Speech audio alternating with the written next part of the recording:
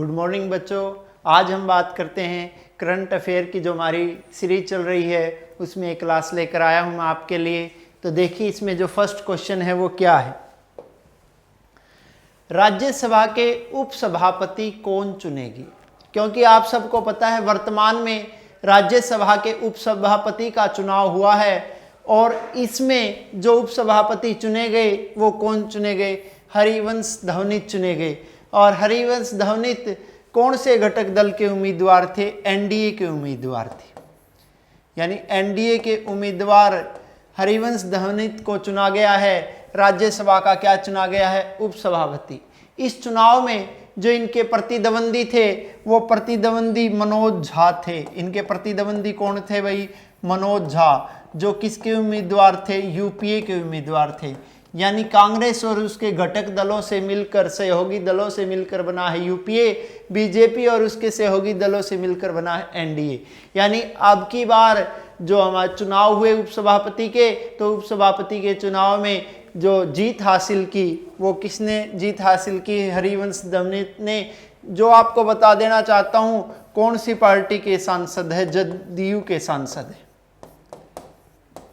जदयू के सांसद है। और ये जदयू आपको सबको पता है मुख्य रूप से इस पार्टी का प्रभाव है वो है बिहार में, और इसी पार्टी के नेता नीतीश कुमार बिहार के मुख्यमंत्री हैं।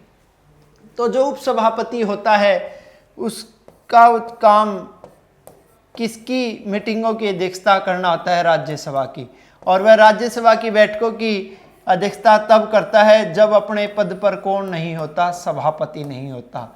और यदि सभापति अब्सेंट है तो उसकी अब्सेंस में राज्यसभा की मीटिंगों की अध्यक्षता करता है उपसभापति। उपसभापति का कार्यकाल कितने वर्ष होता है? 6 वर्ष। जबकि सभापति का कार्यकाल कितने वर्ष होता है? 5 वर्ष। उपसभापति है वो किसके सदस्यों में से ही चुना जाता है? राज्यसभा के सदस्यों में से ही चुना जाता है। और उपसभापति का चुनाव किसके सदस्य करते हैं? राज्यसभा के ही सदस्य करते हैं। और ये सदस्य क्या कहलाते हैं? सांसद कहलाते हैं। यानी हरिवंश धवनित को राज्यसभा का क्या चुना गया? उपसभापति। अगर बात करना चाहूं तो हिंदुस्तान की राज्यसभा के जो पहले उपसभापति थे, पहले उपसभापति थे एस.वी. कृष्णमूर्ति राव। पहले उपसभापति कौन थे? एस.वी. कृष्णमूर्ति राव। और वर्तमान में उपसभापति कौन है? हरिवंश धवनित। जबकि जो बात करना चाहूं राज्यसभा के पहले सभापति की, जो राज्यसभा का पहला सभापति यानी हिंदुस्तान का पहला उपराष्ट्रपति, और आप सबको पता है हिंदुस्तान के पहले उपराष्ट्रपति थे डॉक्टर सर्वपल्ली राधाकृष्णन।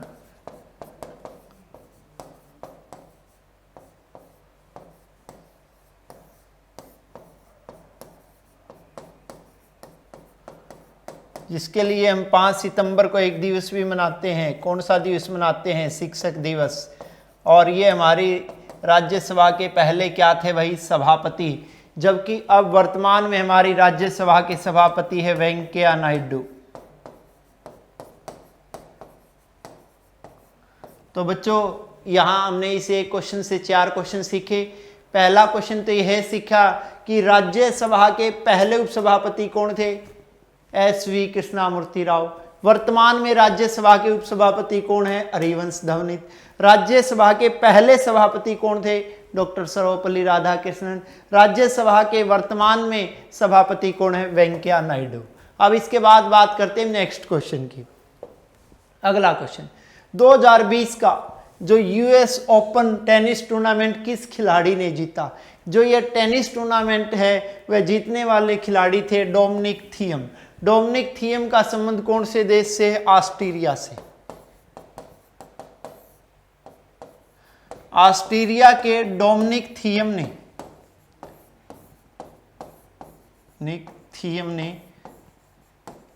2020 का यूएस ओपन टेनिस टूर्नामेंट जीता। और बात करना चाहूं तो डोमिनिक थियम ने है टेनिस टूर्नामेंट कितने वर्ष की आयु में जीता? 27 वर्ष की आयु में जीता। और इन्होंने इस प्रतिस्पर्धा में कौन से देश के टेनिस खिलाड़ी को हराया, जर्मनी के टेनिस खिलाड़ी को हराया। जर्मनी के उस टेनिस खिलाड़ी का क्या नाम है? अलेक्जेंडर जेवेरोव। अलेक्जेंडर जेवेरोव, जिनकी आयु कितने वर्ष? 23 वर्ष। उन्हें हराकर इन्होंने यह किताब जीता। किसने जीता भाई? डोमिनिक थियम ने। तो आपको मैं बता देना चाहूं, यह पहली बार ग्रैंड स्लैम जीता है। पहली बार ग्रैंड स्लैम जीतने वाले खिलाड़ी कौन बने? Dominic Thiem. यानी ऑस्ट्रेलिया के पहले खिलाड़ी है जिन्होंने यह यूएस ओपन टूर्नामेंट जीता है। और इस प्रकार ये यूएस ओपन टूर्नामेंट के कौन से खिलाड़ी बने हैं? 150वें खिलाड़ी। यानी 150वें टूर्नामेंट जीतने का श्रेय भी किसे दिया गया है? डोमिनिक थियम को दिया गया है। और एक और विचित्र बात, यह पहले 2 सेट हार गए थे। पहले कितने सेट हार गए थे भाई? पहले 2 सेट हारने के बाद यह टूर्नामेंट जीतने वाले, यानी यूएस ओपन टूर्नामेंट जीतने वाले पहले खिलाड़ी भी बने हैं। और पहले खिलाड़ी भी कौन बने हैं? Dominic Thiem. ये इस मैच में आपको मैं बताना चाहूं तो कुल कितने सेटों का आयोजन हुआ? 5 सेटों का आयोजन हुआ, जिस 5 में से पहले 2 सेट हारने के बाद इन्होंने इस मैच में वापसी की और अपने प्रतिद्वंदी खिलाड़ी जर्मनी के अलेक्जेंडर को हराया। इसके अलावा अगर बात करना चाहूं तो इस तरह का करिश्मा जो इससे पहले हुआ था 1974 में हुआ था। 1974 में जो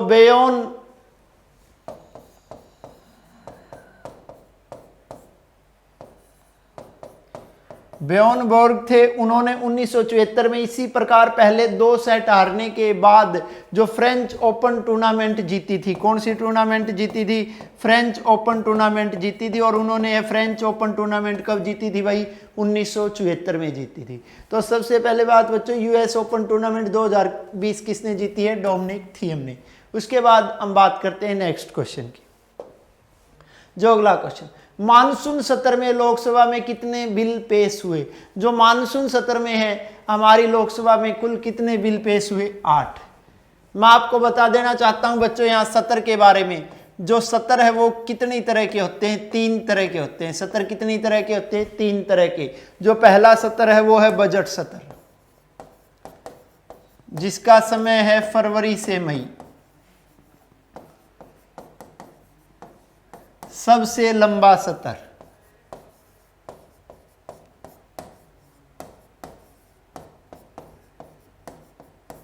उसके बाद दूसरा है हमारा मानसून सत्र, जिसका समय है जुलाई टू सितंबर।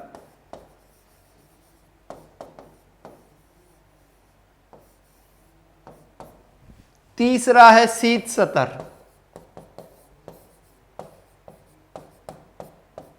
जिसका समय है नवंबर टू दिसंबर।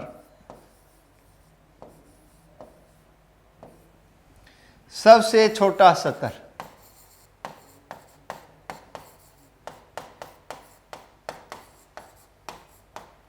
यहां मैं आपको बता देना चाहता हूं, इस प्रकार हम कह सकते हैं कि एक वर्ष में अधिक से अधिक कितने सत्र हो सकते हैं? 3 सत्र हो सकते हैं।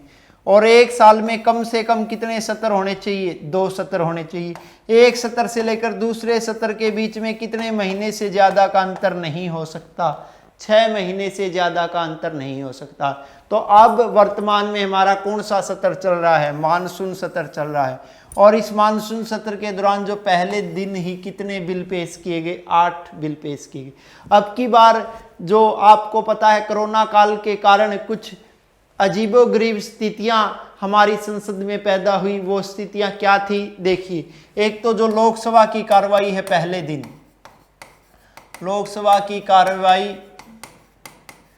पहले दिन कितने घंटे चली भाई? मात्र 4 घंटे चली। लोकसभा की कार्रवाई पहले दिन मात्र कितने घंटे चली?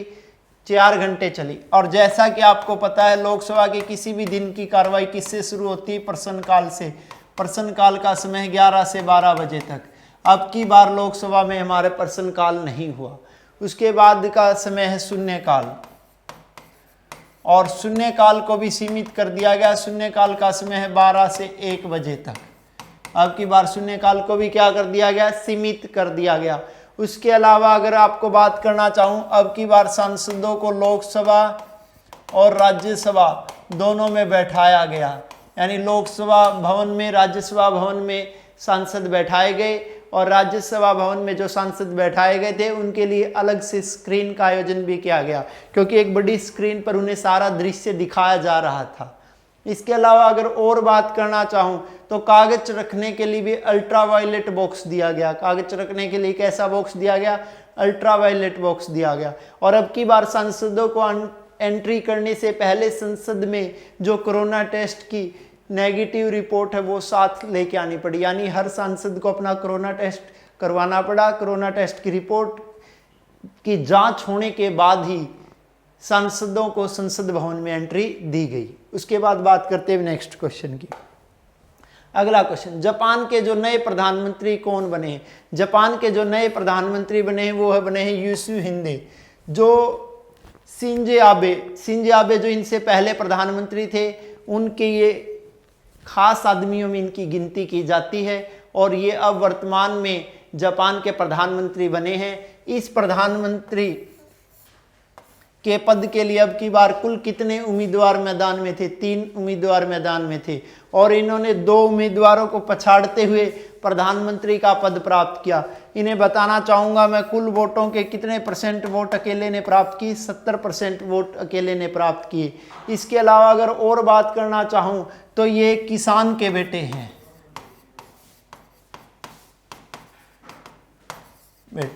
क्योंकि इनके पिता स्ट्रॉबेरी की खेती करते थे और किसान के बेटे अब की बार पीएम बने हैं। कौन से देश के पीएम बने हैं? जापान के। इसके अलावा अगर इसमें और बात करना चाहूँ, ये 8 वर्ष तक चीफ कैबिनेट सेक्रेटरी भी रहे हैं। ये 8 साल तक क्या रहे हैं? चीफ कैबिनेट सेक्रेटरी भी रहे हैं।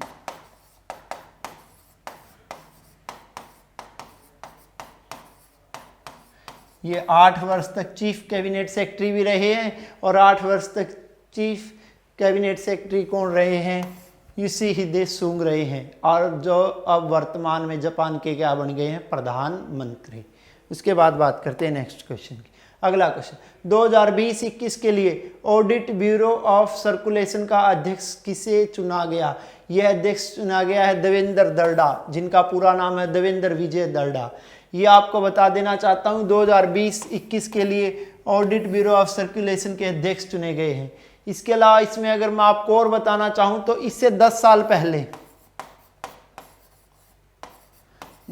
पहले अध्यक्ष रह चुके हैं और इनसे 10 साल पहले अध्यक्ष कौन रह चुके हैं? विजय दर्डा। वो भी किसके अध्यक्ष रह चुके हैं? ऑडिट ब्यूरो ऑफ सर्कुलेशन की। यानी ये दोनों ऐसे पिता पुत्र हैं जिन्हें ऑडिट ब्यूरो ऑफ सर्कुलेशन की अध्यक्षता करने का मौका मिला। इससे पहले भी एक पिता पुत्र की जोड़ी रही है जिन्होंने ऑडिट ब्यूरो ऑफ सर्कुलेशन की अध्यक्षता की। वो पिता पुत्र की जोड़ी थी फिलिप मैथ्यू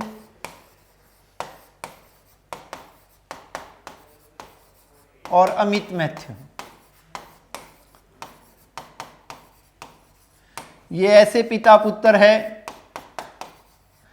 जो देवेंद्र दर्डा और विजय दर्डा से पहले ऑडिट ब्यूरो ऑफ सर्कुलेशन की अध्यक्षता कर चुके हैं। ये दूसरे पिता पुत्र की जोड़ी है, इससे पहले की जोड़ी थी फिलिप मैथ्यू और अमित मैथ्यू की। इसके अलावा अगर इसमें और बात करना चाहूँ तो उपाध्यक्ष चुना गया है, वो चुना गया कुर्णेश बजाज को। किसे चुना गया है भाई? उपाध्यक्ष कुर्णेश बजाज को उपाध्यक्ष चुना गया है। और कुर्णेश बजाज को कौन सी संस्था का उपाध्यक्ष चुना गया है? ऑडिट ब्यूरो ऑफ सर्कुलेशन का उपाध्यक्ष चुना गया है। उसके बाद बात करते हैं अगले क्वेश्चन की। अगला क्वेश्चन, माही बांध कौन से राज्य में स्थित है?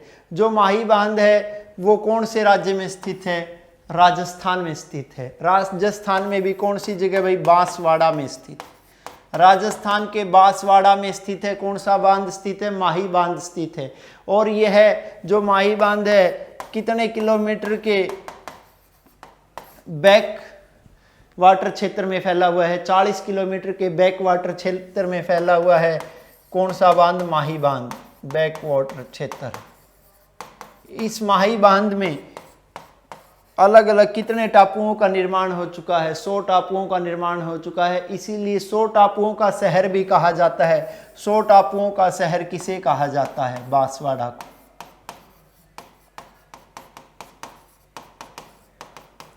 और बांसवाड़ा को भारत का छठा सबसे साफ शहर बताया गया है। बांसवाड़ा को भारत का कौन सा सबसे साफ शहर बताया गया है? छठा सबसे साफ शहर बताया गया है। और यह साफ शहर बताने वाली एजेंसी का नाम है travel and life style content platform. क्या नाम है? Travel and life style containment संस्था। यानी कि ट्रैवल एंड लाइफस्टाइल कंटेनमेंट संस्था के द्वारा बांसवाड़ा को भारत का छठा सबसे साफ शहर बसाया गया है। इसके अलावा इसे टापुओं का शहर भी कहा गया है, क्योंकि इसमें आसपास कितने आइलैंडों का निर्माण हो चुका है? 100 आइलैंडों का निर्माण हो चुका है। उसके बाद बात करते हैं अगले क्वेश्चन की। अगला क्वेश्चन, 2011 में राष्ट्रीय ऑप्टिकल फाइबर नेटवर्क के रूप में शुरू की गई योजना, यानी योजना की शुरुआत कब हुई थी? 2011 में। फिर योजना को वर्ष 2014 में किस नाम से पहचान मिली? किस नाम से पहचान मिली भाई? भारत नेट के नाम से पहचान मिली। और प्रधानमंत्री, आप सबको पता है हिंदुस्तान के प्रधानमंत्री है नरेंद्र दामोदर दास मोदी। और हिंदुस्तान के पीएम भाषण देते हैं प्रतिवर्ष। कब भाषण देते हैं? 15 अगस्त को भाषण देते हैं। कहाँ से भाषण देते हैं? लाल किले की प्राचीर से भाषण देते हैं। अब 15 अगस्त को जब प्रधानमंत्री नरेंद्र मोदी ने लाल किले की प्राचीर से जब पिछला भाषण दिया था, तब उन्होंने घोषणा की थी कि हिंदुस्तान में बहुत जल्द, यानी कि पूरे भारत के 6 लाख गांवों को, 6 लाख गांव में 1000 दिनों के अंदर जोड़ दिया जाएगा। किससे जोड़ दिया जाएगा? ऑप्टिकल फाइबर नेटवर्क से। किससे जोड़ दिया जाएगा? ऑप्टिकल फाइबर नेटवर्क से उन्होंने जोड़ने की घोषणा की थी। हिंदुस्तान के कितने गांव को? 6 लाख गांव को जोड़ने की घोषणा की थी। कितने दिनों के अंदर? 1000 दिनों के अंदर। इस योजना की अगर बात करना चाहूँ मैं कुल बजट की, इस योजना का कुल बजट है 42,068 करोड़ रुपये। इस योजना का कुल बजट कितना है? 42,068 करोड़ रुपये है। इस योजना के अंतर्गत जो दूसरे चरण में पैसा खर्च किया जाएगा, दूसरे चरण में पैसा खर्च किया जाएगा 18,972 करोड़ रुपये। कितना पैसा खर्च किया जाएगा? 18,972 करोड़ रुपये। 18,792 करोड़ रुपए खर्च किया जाएगा। कितना खर्च किया जाएगा? 18,792 करोड़ रुपए खर्च किया जाएगा। यह योजना को अपना लिया है। इस योजना को हिंदुस्तान के कितने राज्यों ने अपना लिया है भाई? 8 राज्यों ने अपना लिया है। कितने राज्यों ने अपना लिया है? 8 राज्यों ने अपना लिया है। अंतरराष्ट्रीय संस्था मैरी मिक्कर के अनुसार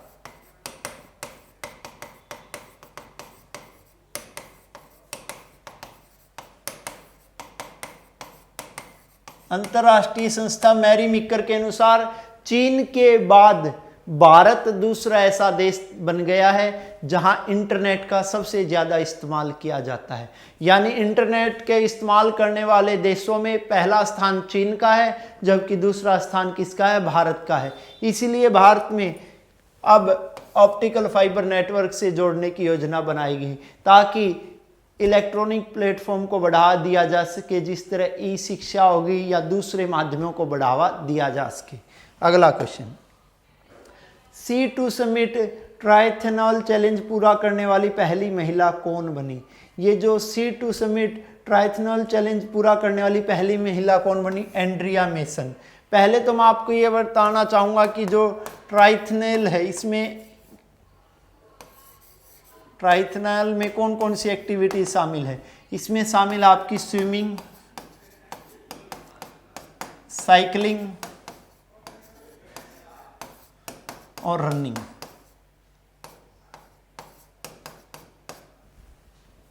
स्विमिंग, साइकिलिंग और रनिंग, ये सारी चीजें इसमें शामिल है। मैं आपको बता देना चाहता हूं, ये एंड्रिया मेसन ने C2 समिट एथेनॉल चैलेंज पूरा किया। ये कौन से देश की है? ब्रिटेन की है।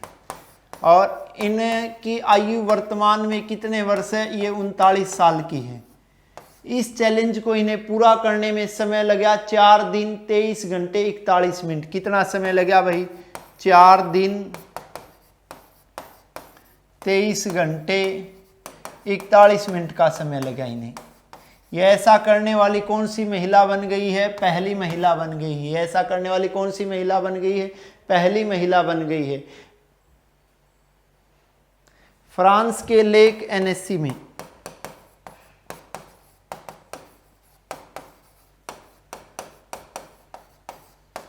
फ्रांस के लेक एनेसी में इन्होंने 38 किलोमीटर की स्विमिंग की। कितने किलोमीटर की स्विमिंग की?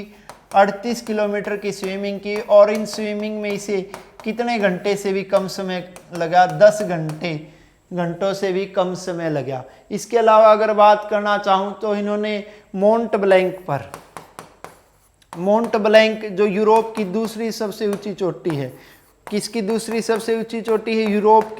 यूरोप की दूसरी सबसे ऊंची चोटी मोंट ब्लैंक पर इन्होंने 330 किलोमीटर साइकिलिंग की। कितने किलोमीटर साइकिलिंग की?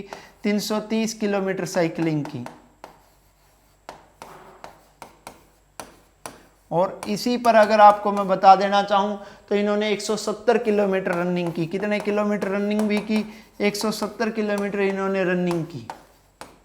और इसी कारण इस प्रतिस्पर्धा को पूरा करने में इन्हें समय लग गया 4 दिन 23 घंटे और 41 मिनट। और ऐसा करने वाली ये पहली महिला बनी। अब बात करते हैं नेक्स्ट क्वेश्चन की। भाई अगला क्वेश्चन क्या है? 2020 का यूएस ओपन महिला चैंपियनशिप, पुरुष चैंपियनशिप की बात की थी इससे पहले हमने। अब बात कर रहे हैं महिला चैंपियनशिप किसने जीती है? जो महिला चैंपियनशिप जीती है, जीती नाओमी ओसाका ने। नाओमी ओसाका जिसका संबंध कौन से देश से है? जापान से। कौन से देश से है? जापान से है। और वह ऐसा उन्होंने दूसरी बार किया है। यूएस चैंपियनशिप उन्होंने कौन सी बार जीती है? दूसरी बार। यानी इससे पहले भी वो एक बार पहले यूएस चैंपियनशिप जीत चुकी है। अब की बार उन्होंने हराया कहाँ की खिलाड़ी को? बेलारूस की खिलाड़ी को। और बेलारूस की उस खिलाड़ी का क्या नाम था भाई? Victoria Azarenka. किसको हराया? विक्टोरिया अजारेंका को हराया। विक्टोरिया अजारेंका को हराकर अब की बार यूएस ओपन महिला चैंपियनशिप अपने नाम की, किसने नाम की? नाओमी ओसाका ने। इससे पहले अगर मैं बात करना चाहूं तो 22 साल की है मात्र। कितने वर्ष की है? मात्र 22 वर्ष की है। और मात्र 22 वर्ष की कौन है? Naomi Osaka. और नाओमी ओसाका की यह कौन सा ग्रैंड स्लैम है? तीसरा ग्रैंड स्लैम है भाई, तीसरा ग्रैंड स्लैम। यानी इससे पहले 2 ग्रैंड स्लैम और जीत चुकी है। और 2 ग्रैंड स्लैम और कौन जीत चुकी है? Naomi Osaka. मैं आपको बता देना चाहता हूं उन्होंने 2018 में यूएस ओपन जीता था। 2018 में क्या जीता था भाई? यूएस ओपन टेनिस टूर्नामेंट जीता था। उसके बाद अगर बात करना चाहूं तो इन्होंने जो 2019 में ऑस्ट्रेलियन ओपन जीता था। कौन सा ओपन जीता था? ऑस्ट्रेलियन ओपन जीता था। यानी आज तक इन्होंने अपने जीवन काल में कुल कितनी बार टेनिस टूर्नामेंटें जीती? 3 बार। पहली बार इन्होंने जीता 2018 में यूएस ओपन, फिर 2019 में ऑस्ट्रेलियन ओपन, अब 2020 में फिर यूएस ओपन। यानी इन्होंने यूएस ओपन टेनिस टूर्नामेंट कुल कितनी बार जीता? 2 बार जीता। पहली बार 2018 में, दूसरी बार 2020 में। उसके बाद मैं आपको बता देना चाहता हूँ ओसाका जो थी वो पहला सेट हार गई थी। और पहला सेट किससे हार गई थी? अजरेंका से हार गई थी। उसके बाद उन्होंने इस मैच में दोबारा वापसी की। और आपको बताना चाहूं अब की बार ऐसा पहली बार हुआ है कि सेमीफाइनल और फाइनल में, सेमीफाइनल और फाइनल में कुल 3-3 सेट खेले गए।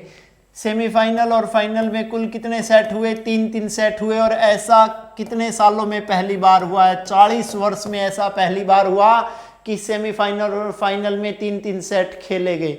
उसके अलावा अगर और बात करना चाहूं, जो विक्टोरिया अजारेंका का ये 2013 के बाद, यानी 2013 के बाद यह उनका इस प्रकार का ग्रैंड स्लैम में कैसा फाइनल था? पहला फाइनल था। यानी 2013 के बाद पहली बार फाइनल में पहुंची थी। कौन पहुंची थी? विक्टोरिया अजारेंका पहुंची थी। और विक्टोरिया अजारेंका की आयु कितने वर्ष है भाई? 31 वर्ष। कितने वर्ष है? 31 वर्ष। अब बात करते हैं अगले क्वेश्चन। दुनिया की एकमात्र ऐसी सड़क जिसे ऊपर से नीचे की तरफ बनाया गया है कौन से राज्य में स्थित है? देखना बच्चों, बड़े ध्यान से सुनने में, दुनिया की एकमात्र यानी विश्व की एकमात्र ऐसी सड़क जिसे ऊपर से नीचे की ओर बनाया गया। नीचे से ऊपर से सारी सड़कें बनती है, लेकिन इसमें उल्टा था, ऊपर से नीचे की ओर बनाया गया है। यह कौन से राज्य में है? उत्तराखंड में। और उत्तराखंड के भी कौन से जिले में स्थित है? चामोली गढ़वाल जिले में। कौन से जिले में भाई? चामोली गढ़वाल जिले में। यह कौन से दर्रे के समीप पड़ती है? अगर बात करना चाहूं तो इसका दर्रा है वो माणा दर्रा। कौन से दर्रे के समीप पड़ती है? माणा दर्रे के समीप पड़ती है। और माणा दर्रे में पड़ने वाली यह सड़क